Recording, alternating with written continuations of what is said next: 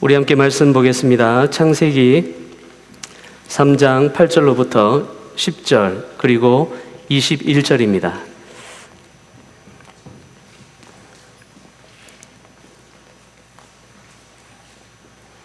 자, 우리 다 같이 한 목소리로 함께 읽겠습니다. 시작.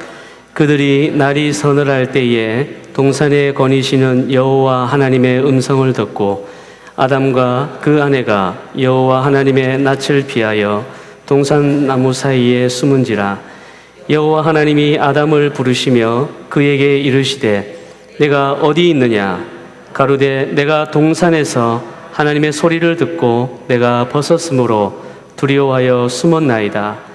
여호와 하나님이 아담과 그의 아내를 위하여 가죽옷을 지어 입히시니라. 우리 한번 서로 인사 나누겠습니다. 우리 옆에 분 돌아보시고 반가운 마음으로 인사를 나누는데 이렇게 한번 해보죠. 오늘 너무 멋지십니다. 예. 오늘 최고로 멋지십니다.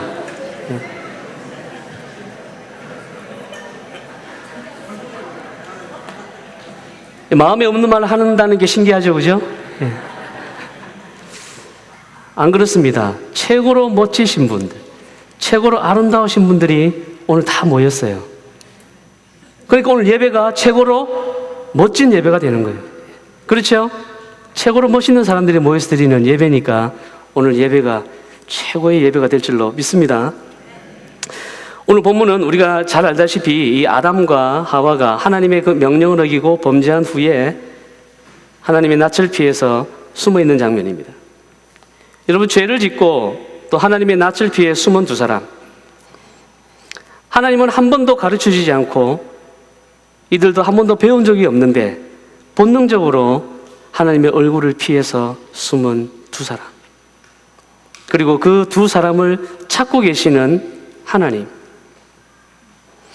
저는 오늘 이 아침에 우리가 너무도 잘 알고 있는 이 아담과 하와의 이 동산에서의 범죄 사건을 한번 다시 되짚어보면서 죄로 인해서 모든 것을 잃어버리고 숨은 사람과 그리고 또 그것을 회복시키기 위해서 찾는 하나님과의 관계를 숨바꼭질이라는 그런 스토리로 말씀을 나누고자 합니다.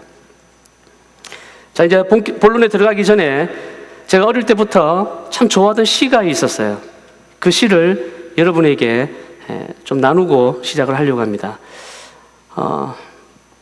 이 시가 참 너무 좋은 시기에, 제가 생각할 때 참 너무 좋은 시기 때문에 여러분들이 눈을 다 감으시고 시를 한번 감상해 주시기 바랍니다. 자, 눈을 한번 감으시고, 제가 어릴 때부터 좋아하던 참 시입니다. 한 소절이지만 임팩트 있는 시예요. 자, 한번 들어보시기 바랍니다. 꼭꼭 숨어라, 머리카락 보인다. 자, 눈 뜨시기 바랍니다. 이 불후의 명시, 누가 지었는지 모르지만 정말 존경합니다. 꼭꼭 숨어라, 머리카락 보인다. 어릴 때 제가 즐겨 놀았던 놀이가 바로 이 숨바꼭질이었어요. 저는 어릴 때 이 산 꼭대기에 살아서 날씨만 좋으면 바로 나가서 우리 친구들과 이 숨바꼭질 같은 놀이를 하면서 컸습니다. 가을이 되면 하늘도 얼마나 푸릅니까? 이 뭉게구름이 막 떠다니죠. 풀밭에는 잠자리가 막 날아다닙니다. 정말 그림 같은 그런 한 장의 추억처럼 숨바꼭질하면 그때 그 시절 친구들과 재미있게 놀던 생각이 납니다. 들키지 않으려고 막 그 숨죽이는 긴장감이 있죠. 지금 생각해보면 아무것도 아닌데 그 어린 시절 그때는 그게 얼마나 이 가슴이 콩콩 뛰고 재밌었는지 아주 손에 땀을 쥐게 하던 그러한 놀이였습니다. 이 숨바꼭질은 저의 어린 시절에 딱지치기만큼이나 재밌던 그러한 놀이였습니다. 아마 남자분들은 뭐 다 숨바꼭질 하시면서 다 잘하셨겠죠, 그죠? 어린 시절 다 해봤던 그러한 놀이일 겁니다. 그러다가 이제 나이가 들면서 이 숨바꼭질 놀이는 더 이상 안 하게 되죠. 다 큰 사람이 숨바꼭질 하면 이상하잖아요, 그죠? 나이가 들면 이제 안 합니다. 그런데 이러한 이 추억의 놀이를 다시 하게 된 것은 제가 결혼해서 아이들을 키우면서입니다. 제가 퇴근해서 이제 집에 돌아가면 이 아이들이 제가 문을 탁 열면 아이들이 제가 온 걸 알고 확 숨어버려요.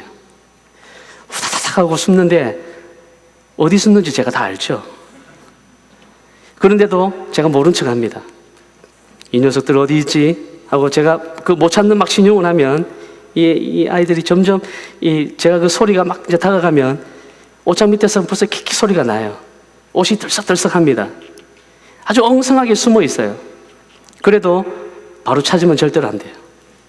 이건 아이들과의 암묵적인 룰입니다. 찾았다가 난리 나죠. 아이들은 아빠가 자기를 못 찾기를 바라고 바로 아빠 뒤에서 웍 하고 나와서 아빠를 놀래키기를 바라는 거예요. 아빠의 이 숨바꼭질 게임은 항상 누가 이기게 돼 있어요? 아이들이 이기게 돼 있어요. 아빠가 이기겠다고 하는 사람 있어요? 없죠. 네. 이 숨바꼭질 놀이는 항상 우리 아이들이 이기게 되어 있습니다. 아빠가 분위기도 모르고 이기려고 했다가는 처음부터 다시 해야 돼요. 이게 제가 매일 퇴근할 때 일어나는 우리 집 풍경입니다.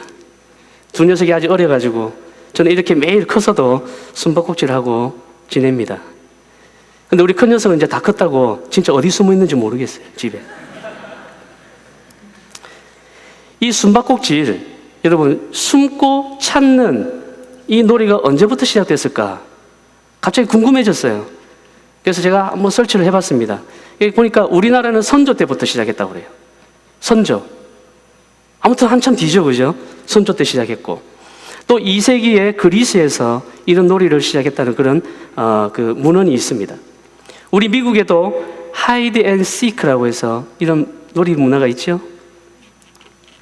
어쨌거나 불려지는 이름은 다 다르지만 이 숨고 찾는 이 유행의 놀이는 나라마다 시대마다 있어 왔습니다. 아마 앞으로도 계속 있을 거예요. 이걸 인류학자들이 연구를 하기 시작했습니다. 이 숨바꼭질 놀이가 과연 언제부터 시작됐는가? 연구를 해보니까 이 숨바꼭질 놀이는 인류가 시작할 때부터 함께 존재했을 것이다. 그렇게 입을 모으고 있습니다. 그 이유가 뭐냐? 이 숨는다는 것이 인간의 본성과 가장 가깝기 때문이다. 그렇게 결론을 내렸어요. 이 숨는 것이 우리 인간의 본성과 가장 가깝기 때문에 인류가 시작될 때부터 이 놀이가 함께 시작되었다. 어떻게 보면 맞는 말이죠, 그죠? 우리는 오늘 이것을 에덴 동산에서 한번 살펴보려고 합니다. 최초의 숨바꼭질은 에덴 동산에서 시작합니다. 우리가 잘 알다시피 아담과 하와는 사탄의 유혹에 넘어져가지고 순식간에 범죄자가 되었습니다. 그리고 그들이 처음 한 행동이 뭐죠? 바로 숨는 거예요. 어디에 숨습니까? 우리 8절 한번 보겠습니다. 같이 읽겠습니다. 시작.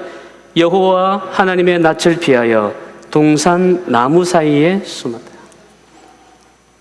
죄가 들어오고 처음 한 행동이 숨는 거였는데 어디에 숨었냐면은 나무 사이에 숨었다는 겁니다.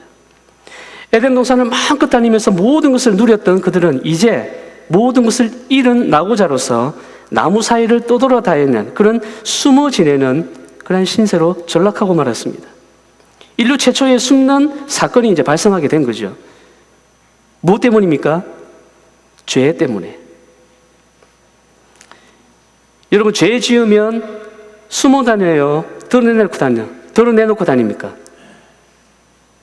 숨어 다니죠. 그죠? 숨어 다닙니다. 죄를 지으면 숨게 돼 있어요. 죄 지은 사람이 다른 사람들의 눈에 띄지 않게 막 숨어 다닙니다. 요즘은 CCTV가 얼마나 많습니까? 한국 같은 데는 뭐 다 그 CCTV로 다 이렇게 해서 그 행적을 다 추적하잖아요.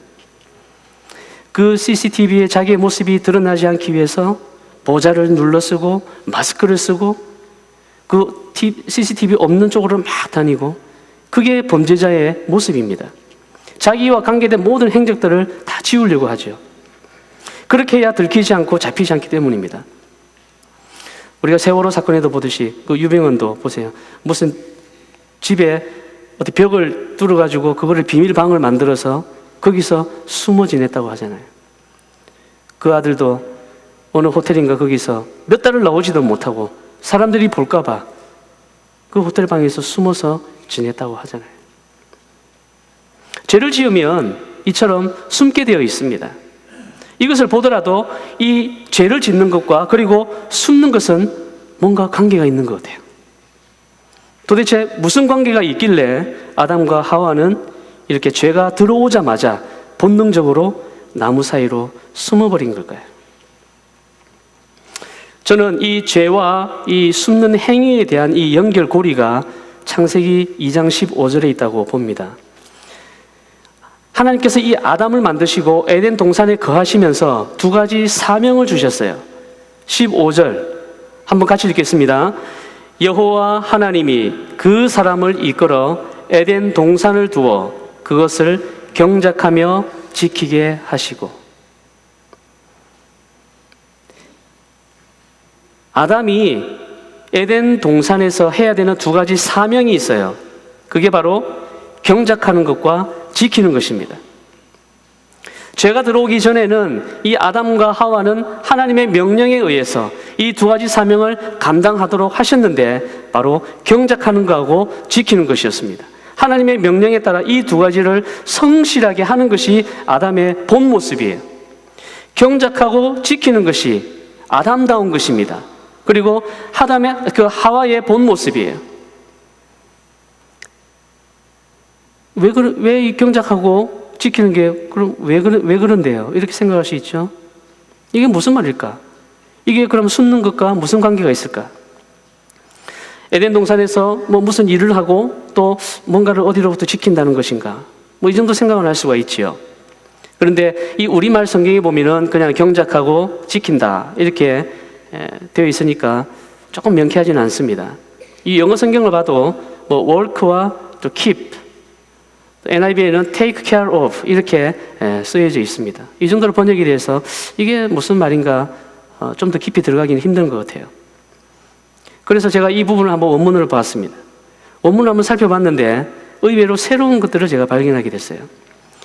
이 말이 기록된 히브리어 그 원문에 나오는 뜻을 보면은 이 경작하고 지킨다는 그 말이 좀 더 명확하게 드러납니다. 먼저 경작하다 한번 보겠습니다. 경작하다 이 말은 히브리어는 이렇게 생겼어요. 여러분이 보시기에 오른쪽부터 이렇게 보시는 겁니다. 히브리어는 오른쪽부터 이렇게 쭉 가게 되어 있어요. 자, 뭐라고 읽느냐면은 아바드라고 합니다. 아바드. 경작하다. 이거는 아바드예요. 아바드. 저는 이 아바드라는 말을 보자마자 깜짝 놀랐어요. 여러분 별로 안 놀라시네, 그죠? 놀라는 이유가 있습니다. 이 아바드가 원래 이 용어는 영어로 뭐냐면은 서비스예요. 서비스. 경작하다는 영어로는 원래는 서비스라는 말이 나와야 됩니다. 서비스. 저는 이것을 보는 순간 아주 충격을 받았습니다. 혹시 여러분 삶 시리즈의 그 예배의 삶을 들어보신 분들은 기억하실지 모르겠는데 여러분 아바드는 구약에서 예배를 의미할 때 사용되는 대표적인 예배 용어예요. 아바드는 예배 용어입니다. 우리가 서비스할 때 예배를 서비스라고 그러죠, 그죠? 서비스. 그러니까 이 서비스가 아바드에서 나오는 말입니다. 다시 말씀드리면 아담은 에덴에서 뭐 했다는 거예요? 예배했다는 겁니다. 예배. 출애굽기 9장 1절에 보시면은 여호와께서 말씀하시기를 내 백성을 보내라 그들이 나를 섬길 것이니라. 여러분 출애굽의 가장 큰 의미는 뭐냐면 이스라엘 백성이 이방신을 섬기던 애굽에서 나와서 하나님만을 섬기는 그런 예배 공동체로 부르심을 받았다는 겁니다. 왜요? 아브라함부터 시작된 이 예배자의 모습이 애굽에 종살이하면서 다 잃어버렸거든요. 그러니까 다시 예배자로 세우기 위해서는 출애굽을 시켜야 되는 것입니다. 그걸 다시 회복시킨, 예배자로 회복시킨 그 위대한 사건의 첫 출발이 바로 이 출애굽 사건인 것입니다. 예배자로 바로 설 수 있도록 훈련하는 기간은 광야 40년이었고요. 여러분 430년 동안 애굽에 있었다고 생각해 보세요. 하나님을 올바로 섬기지도 못하고 430년이 흘렀으니까 아브라함이 처음 때 불렀던 그 아브라함의 그 믿음이 어떻게 됐겠어요? 제대로 전해졌겠습니까? 이 애굽이라는 이 430년, 애굽이라는 이 나무 사이에 숨어 지내던 이스라엘 백성을 약속의 땅으로 불러내시는데 그들이 잃어버렸던 그 예배를 회복시키셔서 이제 하나님만을 섬기는 그 자기 백성으로 구원의 그 역사를 이어가게 하시는 하나님의 놀라운 이 은혜의 비밀이 바로 이 아바드에 들어있는 것입니다. 이 아바드라는 동사에서 파생된 명사가 섬기는 종입니다. 굉장하죠.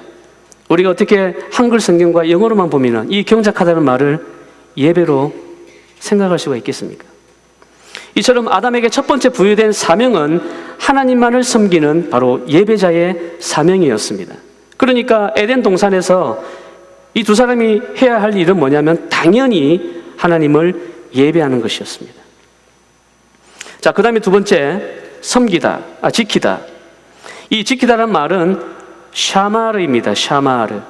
샤마르인데 여기도 영어에는 keep, 또 watch 뭐 이런 뜻이 있습니다. 이것은 이제 파수꾼을 지칭할 때 쓰는 말인데 이 말도 나중에 이 하나님과 관련된 그런 예배 용어로 계속해서 쓰여집니다. 말씀을 몇 군데 한번 살펴보겠습니다. 신명기 6장 17절에 보시면 너희의 하나님이 여호와께서 너희에게 명하신 명령과 증거하신 것과 규례를 삼가 지키며, 하나님의 말씀과 관련이 있죠. 그리고 8장 1절에도 보면은 내가 오늘날 명하는 모든 명령을 너희는 지켜 행하라. 그리하면 너희가 살고 번성하고. 수없이 이런 구절이 많이 있습니다. 신약에도 나타납니다. 요한복음 14장 15절에 보면은 너희가 나를 사랑하면 나의 계명을 지키리라. 너희가 나를 사랑하면 나의 계명을 지키리라. 하나님의 말씀을 지키는 거예요. 이 샤마르는 하나님의 말씀을 지키고 따르는 바로 이 예배자의 모습을 보여주고 있는 것입니다. 그러니까 이것을 종합해 보면 경작하고 지키라는 이 말은 바로 에덴 동산에게 아담과 이 하와에게 주어진 두 가지 사명, 아바드와 이 샤마르, 즉 하나님의 자녀로서 하나님만을 섬기고 하나님의 그 말씀을 지키고 따르는 참된 예배자의 모습이 되어야 된다는 거예요. 그래야 아담과 하와의 본 모습입니다. 사탄이 노린 것이 바로 그거예요. 아담과 하와에게 부여된 그 고유한 사명, 아바드와 이 샤마르, 이 둘 다를 빼앗는 게 그 목표입니다. 그래서 하나님을 예배하지 못하도록 하는 거예요.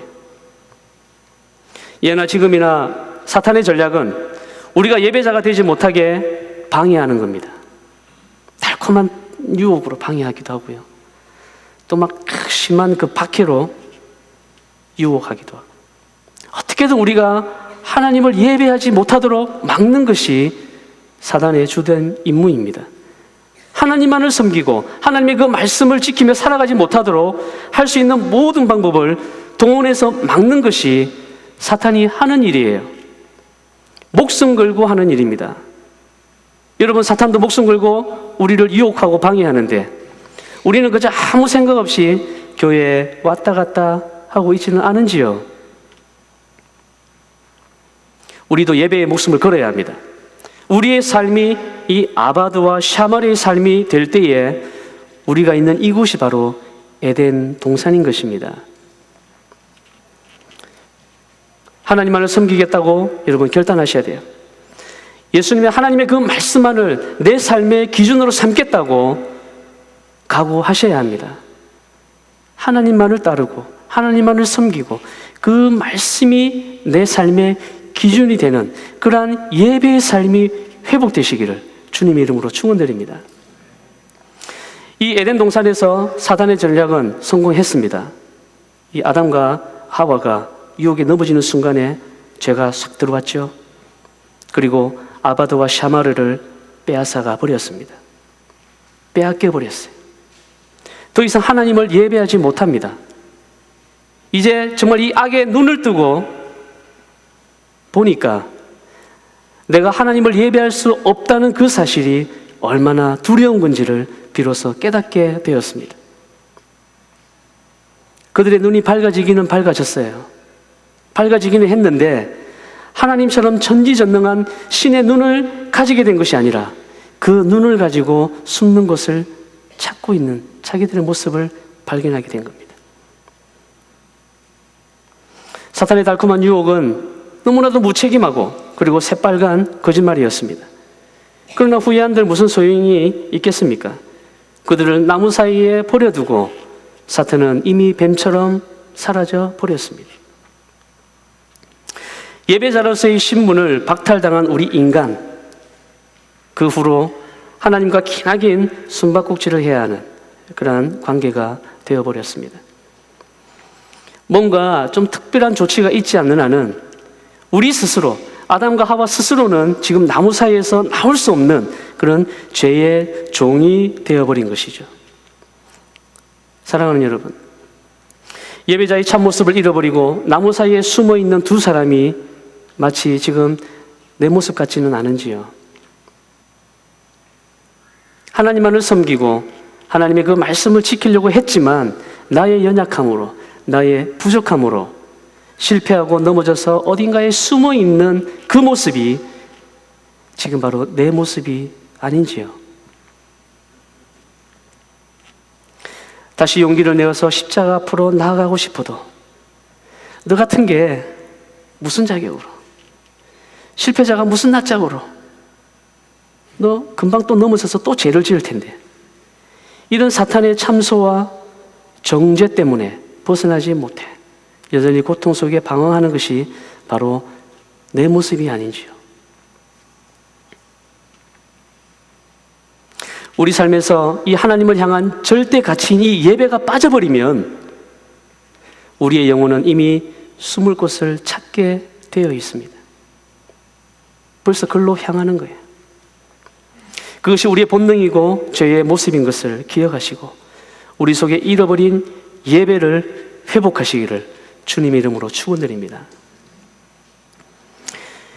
이 이야기가 여기서 이제 끝나버리면 여러분, 나무 사이에 숨어있는 이 아담과 하와를 하나님이 포기하고 찾지 않는다면 사탄의 완벽한 승리가 됩니다. 적어도 여기까지는 사탄이 이기는 것처럼 보입니다. 그런데 무궁무진한 이야기가 이제부터 시작이에요. 사탄은 끝이라고 생각했는데 하나님은 이제부터 이야기를 펼쳐나가십니다. 이미 알다시피 모든 것을 허탈하게 나무 사이에서 숨어있는 이들을 향해서 들려오는 음성이 있었지요. 아담아, 내가 어디 있느냐? 네가 어디 있느냐? 하나님이 지금 아담이 어디 있는지 몰라서 찾고 있는 건 아니죠. 이 말씀은 아담아, 네가 왜 거기 있느냐? 네가 왜 지금 거기 있느냐? 이 말씀하고 똑같은 것이에요. 유혹에 빠진 수치심과 그 죄의 두려움으로 숨어있는 두 사람을 향해서 들려온 이 음성은 새로운 이야기의 시작입니다. 죄의 그 문을 열어준 실패자에게, 너 나무 사이에 그 숨어있는, 그래서 방황하는 패배자에게, 모든 것을 잃어버린 낙오자에게 벌을 주기 위한 심판의 소리가 아니라 그 음성은 상처를 싸매주고 연약함을 세워주고 실패자로 모든 것을 다 잃어버린 것을 다시 회복시켜 주시는 바로 아버지의 목소리라는 것을 기억하시기를 바랍니다. 물론 하나님께서는 이 죄에 대한 대가는 분명히 카운트하십니다. 각자에게 그 죄에 대한 처벌을 내리셨습니다. 그러나 더 확실한 것, 그것은 바로 이러한 것이 우리를 향한 정죄가 아니라 하나님의 자녀를 살리시고 회복시키시는 하나님의 사랑의 모습이라는 사실을 기억하시기를 바랍니다. 아담과 하와는 하나님의 음성이 여전히 두려웠지만 그들은 결단을 해야 됩니다. 계속 나무 사이에 숨어 지낼 것인가? 나무로부터 나갈 것인가? 다행히 아담과 하와는 나무에서 뛰쳐 나왔습니다. 하나님의 음성에 반응을 했습니다.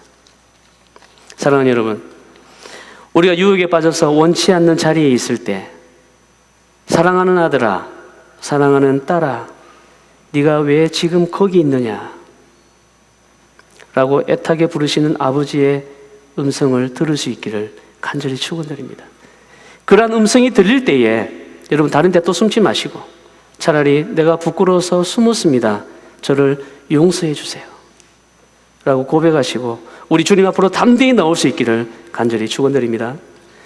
여러분, 하나님과의 숨바꼭질은 잡히면 술래 이게 아니고 잡혀야 사는 것입니다. 마지막으로 우리 21절에 보시면은 아담과 하와에게 근사한 선물을 주십니다. 뭐죠? 가죽옷. 가죽옷을 지어 입혀 주셨다고 기록되어 있습니다. 뭐 도망자들이 제대로 옷을 입었겠어요? 나무 하나 걸치고 다녔죠. 하나님께서는 그들을 위해서 고가의 명품 브랜드 메이드 인 에덴 가죽옷을 지어 입혀 주셨습니다. 얼마나 비싼지. 저는 하나님께서 이 수치와 부끄러움으로 숨어 있는 아담과 하와를 끄집어내셔서 가죽옷을 지어 입혀주신 이 사건을 볼 때마다 떠오르는 이미지가 있어요. 예수님께서 부활 후에 새벽에 갈릴리 바닷가에 가셨습니다. 숯불에다가 생선과 떡을 구우시고 제자들을 부르셔서 그 제자들에게 그것을 먹이시고 아침을 손수 지어서 만들어 주셨던 장면, 그 장면이 생각이 나요. 실패했거든요. 뿔뿔이 다 숨어 흩어져 버렸습니다. 어디론가 숨어버렸어요. 그런 제자들을 찾아가셔서 그들을 다시 부르시고 먹이시고 회복시키시는 예수님의 그 모습은 바로 실패한 이 아담과 하와를 부르셔서 가죽옷을 입혀주시는 하나님의 모습과 똑같지 않나요? 여러분, 가죽옷은요, 실패자가 받을 수 있는 하나님 최고의 사랑의 옷입니다. 이 가죽옷은 언제든지 넘어지더라도 주님, 저 왔어요. 나아오면 일으키시는 회복의 옷입니다. 이 가죽옷은 아담과 하와가 잃어버린 이 아바드와 샤마르 이 두 가지 예배자의 그 참모습을 다시 돌려주고자 하는 그런 은혜의 옷이라는 것입니다. 우리들 또한 이 실패하고 넘어지고 두려울 때마다 우리는 숨죠. 그럴 때마다 하나님께서 사랑의 음성으로 부르셔서 값으로 살 수 없는 그런 은혜의 옷을 입히신다는 사실을 여러분 기억하시고 우리 모두 은혜의 보좌 앞으로 담대히 나아갈 수 있기를 주님의 이름으로 축원드립니다. 그러면 쓰러진 우리를 세우시고 우리의 눈물을 닦아주시는 전능하시는 하나님의 손을 잡게 될 줄로 믿습니다. 하나님은 지금도 찾고 계세요. 예배자들을 찾고 계십니다. 요한복음 4장 23절 우리 다 같이 한번 읽겠습니다. 시작. 아버지께서는 자기에게 이렇게 예배하는 자들을 찾으시느니라. 하나님만을 섬기고 하나님의 그 말씀만을 지키고 순종하는 그 예배자의 모습을 여러분 회복하시기 바랍니다. 그리고 하나님만을 예배하기 위해 하나님의 그 말씀만을 붙들고 순종하고 지키기 위해 방해되는 모든 것을 과감하게 끊고 버릴 수 있는 그런 믿음의 결단도 오늘 이 시간에 할 수 있기를 간절히 바랍니다. 그 결단이 있어야 돼요. 이제 말씀을 맺겠습니다. 우리가 아무리 나무 사이에 숨어 있어도 그래서 하나님과 숨바꼭질을 한다 해도 기억해야 될 한 가지가 있습니다. 뭐냐면 이 세상의 그 어느 누구도 하나님의 두 눈앞에 결코 숨을 수 없다는 것입니다. 시편 139편 7절에서 10절 보시면 내가 주의 영을 떠나 어디로 가며 주의 앞에서 어디로 피하리이까? 내가 하늘에 올라갈지라도 거기 계시며 스올에 내 자리를 펼지라도 거기 계시니이다. 내가 새벽 날개를 치며 바다 끝에 가서 거주할지라도 거기서도 주의 손이 나를 인도하시며 주의 오른손이 나를 붙드시니이다. 우리는 하나님의 임재 앞에 숨을 곳이 없습니다. 내가 어디 있느냐? 네가 왜 지금 거기 있느냐? 힘든 삶으로 인해 고통 가운데 있고 하나님의 은혜를 느낄 수 없을 만큼 우리는 먼 곳에 숨어서 지쳐있는 그 모습이 마치 나의 모습 같다면 여러분, 이 같은 하나님의 음성을 들으시고 다시 일어서기를 바랍니다. 나무 사이에 나와서 다시 하나님의 임재 가운데 설 수 있기를 바랍니다. 그래서 하나님께서 우리들을 위해서 예배하신 그 은혜의 옷을 입고 죽었던 예배가 회복되어 우리 심령에, 우리 가정에, 우리 학업에, 우리 사업에, 우리의 모든 생업에, 우리의 모든 삶의 현장에 바로 하나님이 부어주시는 놀라운 기쁨이 차고도 넘치시기를 주의 이름으로 축원드립니다. 기도하겠습니다. 사랑과 은혜가 풍성하신 아버지 하나님, 하나님의 크신 사랑과 은혜를 다시 한번 감사를 드립니다. 피할 수 없는 죄된 습성으로 인해 예배자의 참모습을 잃어버리고 하나님의 낯을 피해 숨어버린 우리의 어두운 모습들이 있다면 다시 한번 믿음으로 일어설 수 있도록 성령 하나님 도와주시옵소서. 우리 속에 잃어버렸던 예배가 회복되게 하여 주시옵소서. 하나님만을 섬기며 하나님의 말씀만을 지키며 따르는 순종하는 삶을 살아 날마다 은혜의 보호자 앞으로 담대히 나가는 승리의 삶이 될 수 있도록 인도하여 주시옵소서. 감사드리며 이 모든 말씀 존귀하신 예수님 이름으로 기도드립니다. 아멘. 우리 자리에 다 같이 일어나셔서 찬송가 446장 함께 찬양하겠습니다.